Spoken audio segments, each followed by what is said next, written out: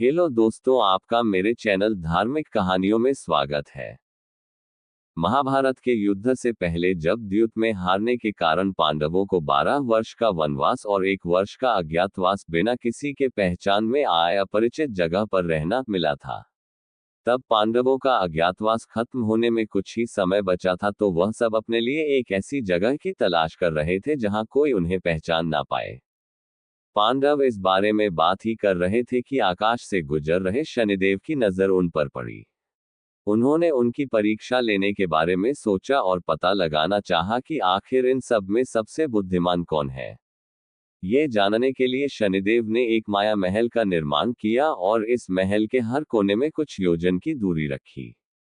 माया महल। अचानक भीम की नजर उस महल पर पड़ी और उसका मन उस महल में जाने को आकर्षित हो गया। युधिष्ठिर से आज्ञा ले भीम उस महल के पास पहुंच गया। जैसे ही भीम ने अंदर जाना चाहा तो शनिदेव, जो कि दरबान बने महल के दरवाजे पर पहरा दे रहे थे, ने उसे अंदर जाने से रोका और कहा, इस महल में जाने की कुछ शर्तें हैं।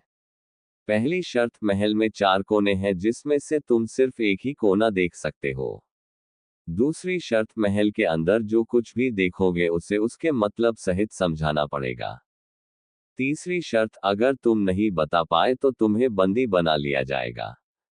भीम ने शर्त मंजूर करते हुए महल की पूर्व दिशा की ओर चलना शुरू किया। जैसे ही वह अंदर गया तो उसने बहुत ही सुंदर पशु, पक्षी, फलों और फूलों से लदे पेड़ आदि देखे, जो कि उसने आज से पहले कभी नहीं देखे थे। उन्हें देखते देखते भीम और अंदर चला गया और बहुत ही अजीब नजारा देख चौंक गया। भीम ने देखा कि वहां 3 कुएं हैं, जिसमें एक कुआं बड़ा है और 2 छोटे हैं। जब बड़े कुएं का पानी उछलता है तो बराबर के दोनों छोटे कुएं भर जाते हैं, लेकिन जब दोनों छोटे कुएं में पानी उछलता है तो बड़े कुएं का पानी आधा ही रह जाता है। ये नजारा देख भीम महल से बाहर आता है। दरबान बने शनिदेव उससे पूछते हैं, बताओ तुमने अंदर क्या देखा। भीम पशु, पक्षी आदि के बारे में सब बता देता है, लेकिन उसे कुएं वाली बात समझ नहीं आती जिसके बारे में वो नहीं बता पाता, इसलिए शर्त के अनुसार उसे बंदी बना लिया जाता है। अर्जुन भी उस महल को देखने आता है और अंदर जाने के लिए पूछता है। उसे भी शर्त समझा दी जाती है। अर्जुन पश्चिम छोर की ओर जाता है और आगे चलकर देखता है कि एक खेत में एक तरफ मक्के की और दूसरी तरफ बाजरे की फसल उग रही है।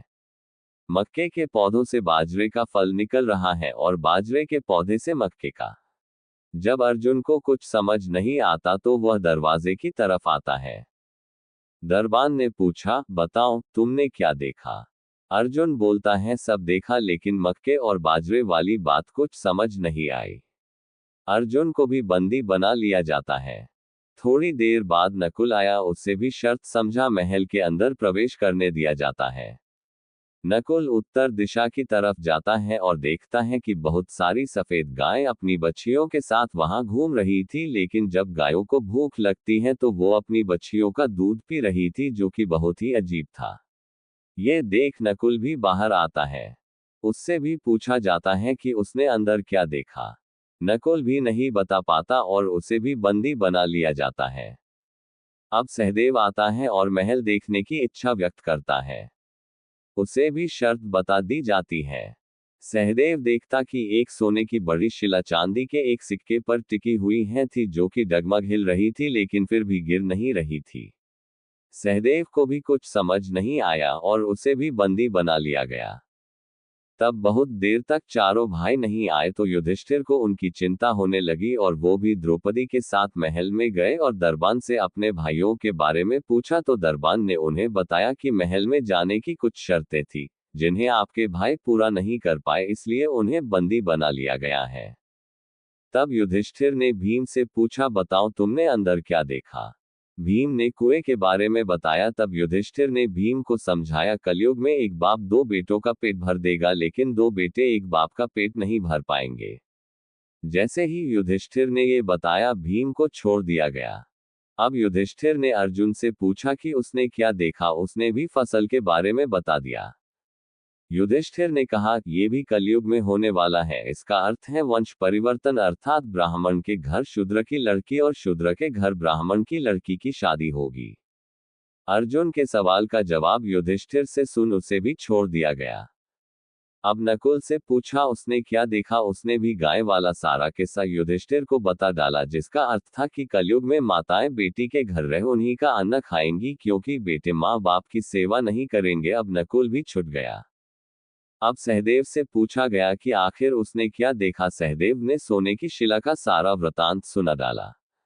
युधिष्ठिर ने सहदेव को बताया कि कलयुग में पाप धर्म को दबाता रहेगा, लेकिन फिर भी धर्म खत्म नहीं होगा। यह सुन सहदेव को भी छोड़ दिया गया। शनिदेव ने परीक्षा के द्वारा जाना कि युधिष्ठिर सबसे अधिक बुद्धिमान है। उन्होंने जो भी उत्तर दिए कलयुग में आज वो सब घटित हो रहा है। ऐसे ही धार्मिक कहानियों के लिए मेरे चैनल को सब्सक्राइब करें, लाइक और शेयर करें। राधे राधे।